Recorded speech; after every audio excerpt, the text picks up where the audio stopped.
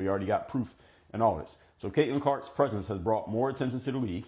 And with that attention, the players smartly leveraged this attention and said, well, look at all this attention we have. Look at all the people paying attention to us. Hey, we're in a bad shape. We're not making enough money. We don't have private planes. And they basically appealed to society to say this is wrong because look at what the men have versus what we have. And again, logically, that doesn't make any sense because you could say, well, the men's league earns a whole lot more money than the women's league. Of course, they have things that the women don't have. That's just called fair. This is called life. But again, logical points don't matter in an emotional argument. And their argument was, well, we should have it anyway. And guess what?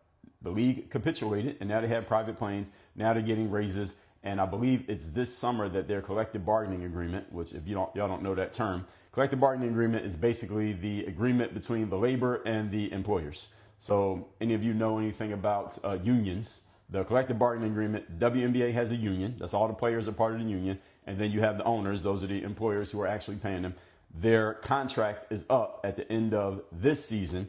And the speculation is that the WNBA players union are going to fight for a much better deal and bigger contracts and more money for them. And they're basically going to use the NBA. This is my prediction. They're going to use what the NBA has as a model for what they have and for a model for what they want.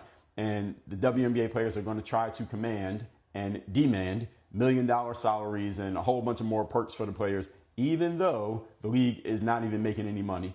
And hopefully, if the league has a more positive trend this season, like they had last season with the emergence of Caitlin Clark, then it will sort of kind of make some logical sense, even though it still won't make logical sense.